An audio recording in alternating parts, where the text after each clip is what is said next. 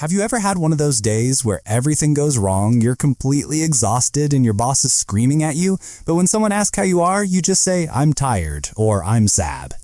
It's boring, right? And honestly, it doesn't really capture how you truly feel.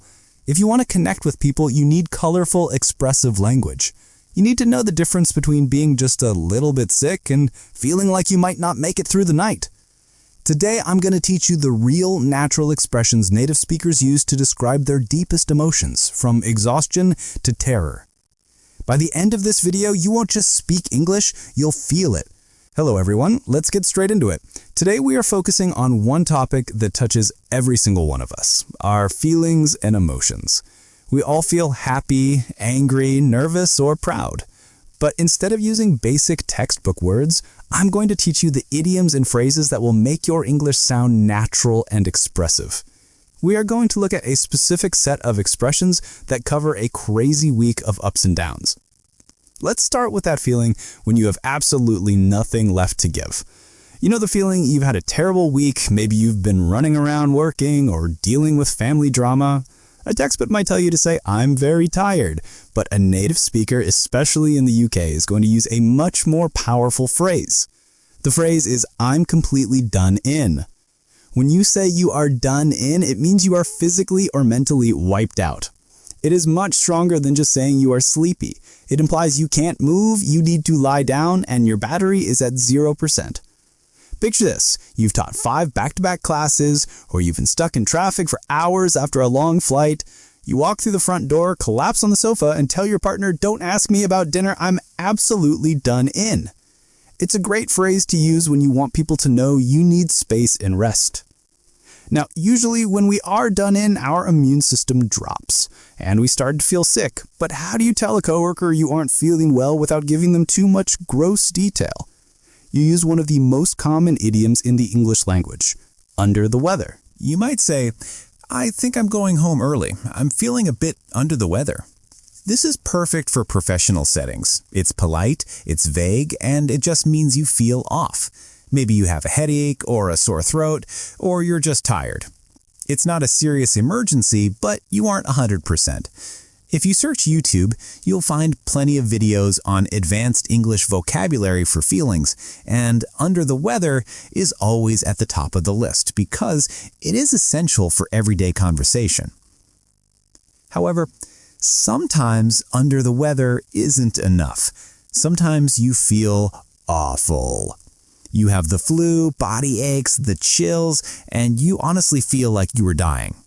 In this situation, we use a bit of dramatic exaggeration. We say, "I am at death's door." Obviously, you aren't actually dying, but it communicates that you feel terrible. This is often used with a bit of humor or sarcasm. For example, if you have a bad stomach bug and you haven't moved from your bed in 2 days, and your mom calls you, you might say, "Mom, I can't talk. I'm at death's door." It's very dramatic, and we often use it to get sympathy from others. It's the difference between having a sniffle and having the full-blown flu where you can't even stand up. So, you've been done in, you've been under the weather, and you've even been at death's door. What happens when you recover? What do you say when you wake up one morning, the sun is shining, and your energy is back? You say, "I'm fit as a fiddle." This is an old-school expression, but it is still very common. Even though a fiddle is a musical instrument like a violin, this idiom has nothing to do with music. It simply means you're in great physical shape, healthy, and full of life. It's a very positive phrase. You might say, "I was sick all weekend, but today I'm fit as a fiddle." You could also use it to compliment older people. If your grandfather is 80 years old but still goes jogging every morning, you would say, "Wow, he is still fit as a fiddle." Let's shift gears. We've talked about physical health, but what about your mood? We all have those days where we aren't exactly angry, but we aren't happy either. We are irritable. The word for this is grumpy. Being grumpy is that low-level annoyance. Maybe you didn't sleep well, or maybe you were hungry. You are shouting, but you are snapping at people. You aren't smiling, and you want to be left alone. It's often temporary. For example, don't talk to him until he's had his coffee. He's always grumpy in the morning. This leads us to the broader phrase, in a bad mood.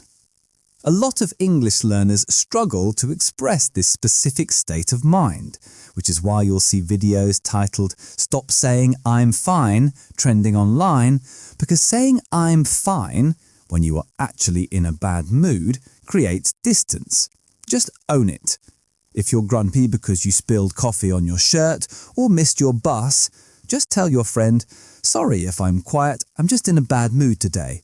It happens to everyone. Now, what happens when being grumpy escalates? What happens when someone loses control of their emotions completely?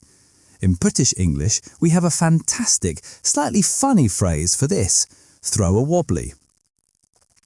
To throw a wobbly means to have a tantrum. It's an emotional outburst. It usually implies that the person is acting a bit childishly or overreacting. It's loud, it's messy, and it's embarrassing. Imagine you are at work and your manager, who is usually calm, suddenly starts shouting, slamming doors, and blaming everyone because a deadline was missed. You would whisper to your colleague, "Wow, the boss is really throwing a wobbly today." We use this for toddlers in the supermarket who are screaming for candy, but we also use it for adults who are behaving unreasonably. It's a descriptive way to talk about anger without just saying he was mad. Body paragraph 7. Let's talk about fear. Not the slow, creeping kind of fear, but that sudden shock that hits you physically. Maybe you are walking home in the dark and a cat runs across your path, or you are watching a horror movie and something jumps out at the screen. The idiom for this is, "I jumped out of my skin." This is exactly what it sounds like. It describes that physical jolt your body does when you are startled. It means you were terrified for a split second. If you are half asleep and your phone suddenly rings loudly next to your ear, you wake up in a panic. You would say, "My heart is racing. That phone ringing made me jump out of my skin." It's a great phrase because it describes a very specific physical reaction to shock. Conclusion. So there you have it. You now have a complete toolkit for your emotions. You can tell people when you are done in and need rest. You can explain that you are feeling a bit under the weather, or if it's serious that you're at death's door. You know that when you recover, you'll be fit as a fiddle. You can admit when you're grumpy or in a bad mood. You can describe someone throwing a wobbly, and you can explain what happens when a sudden noise makes you jump out of your skin. Mastering these idioms is the key to sounding less like a student and more like a human being connecting with others. Try using just one of these phrases in your conversation today.